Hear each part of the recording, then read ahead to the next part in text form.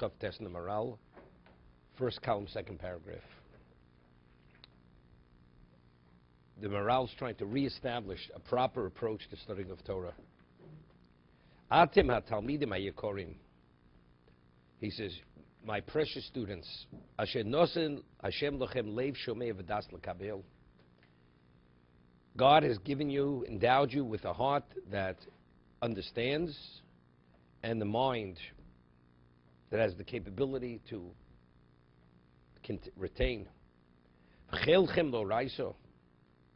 Your ability should be invested in Torah. Lo sidnu chelchem lezorim l'divri shkorim. And you should not invest your ability to the aliens and to falsehood. You should invest your ability into Torah. V'yale al daitchem achrischem kamagodl schar shel bali Torah. And you should reflect and understand, ultimately, how great is the reward for those who possess Torah. V'lam totziu yemechem b'dvorim kamo elo. Why should you invest your life, your days, into these other areas, intellectual dialogue? Why are you toiling in discussions of emptiness, which you will receive no reward for? He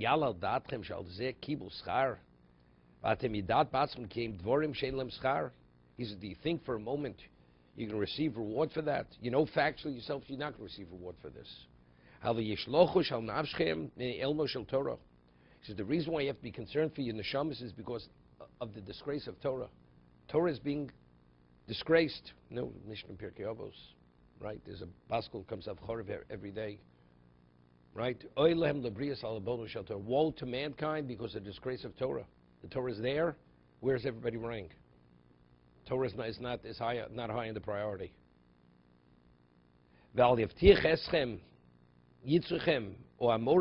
And don't allow your inclination or the one who teaches you that it's something positive. That he's giving you the guarantee, it's based on nothingness, on worthlessness. He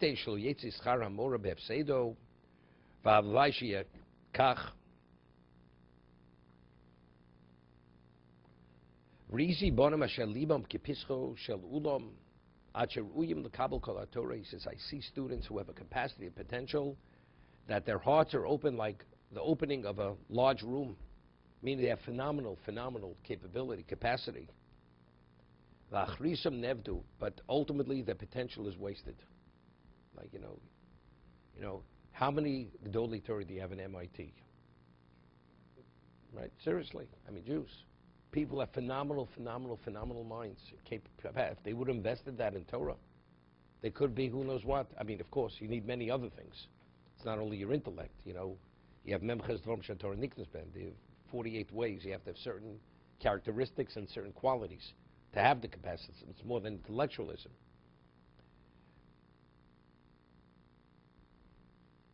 Now, I once told over a story, before we'll start the halacha soon, that there was a physicist who was a protege of Einstein, and he had learned under Reb Chaim Brisker. He left Reb Chaim Brisker, and he went to learn and study under Einstein. And he was in Princeton, this person, a real Lithuanian Jew, you know, real Litvish Jew. And so they asked him years later, when he was an older person, he says, whose genius is greater, Reb Chaim or Einstein? So he said that in terms of an instantaneous evaluation, Reb Chaim was much greater. Einstein was not comparable to Reb Chaim. But if Einstein would spend time working on something, the end result would be greater. Einstein's end result would be greater than Reb Chaim's. This is what this person had shared with. One of the Gedolei Yisrael asked this person. So he said to him, he says, you know something? It's irrelevant what you say. Why? Because you left Reb Chaim when you were 17 years old. What do you understand? Did you understand what Reb Chaim was when you were 17? All the greatest minds of the world were overwhelmed with Reb Chaim's genius. So as a 17-year-old, you're saying Reb Chaim instantaneous, Einstein's not. But the end result, do you understand what the end result of Reb Chaim was when you were 17 years old? And that was it. He just dismissed what he said. also known that all that science, all the great geniuses, they haven't made their discoveries by the time they're 30 years of age. They generally do not. Their famous We're not talking about the discovery. We're talking about... mathematics. Yeah, mathematics. But for instance, the Torah sage, they're developed, they get, in a sense, more critical and more important time. Yeah, but he was talking about the capacity, the capability. You know, the Brisker Rav was the most special son of Reb Chaim. Reb Chaim had a number of sons. Like Rabbi Soloveitchik's father was a son was a son of Reb Chaim. Reb Moshe Soloveitchik was a son. But Brisker Rav was the most capable son of Reb Chaim. Reb Chaim chose him. He was the closest to his father. And he had many things similar to his father, except he told himself, like, a shadow compared to what his father was. But he said that his father, if he had a forest and trees, it's not he saw beyond the forest. He saw exactly, with absolute clarity, what was beyond the forest. The Brisker Rav, there's a book, it was put out, Feldman put it out. It was a person, Shlomo Lawrence. He was a member of Knesset when the Israeli government was founded. And he was the closest person to Chazon Ish and the Brisker Rav, to these people, and to Rav Shach was the last one. And he writes over there, he was very close about the Brisker Rav, and Brisker Rav would advise him everything regarding politics.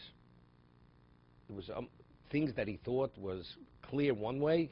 Brisker Rav showed him clearly it's not that, and he has to do exactly what he did. And because he did, he always succeeded. Always succeeded. And so he said to him, this is what he said to him, he says, my father, it's not only, he didn't even see the forest. It was beyond. It's like it didn't exist. That was his level of clarity. The Brisker Rav says he doesn't have that ability of his father, but he sees beyond the trees. He sees beyond the trees. His father didn't even see the forest. There was no blockage with his father. He sees it, but he's able to see what's beyond that. And it was a capacity.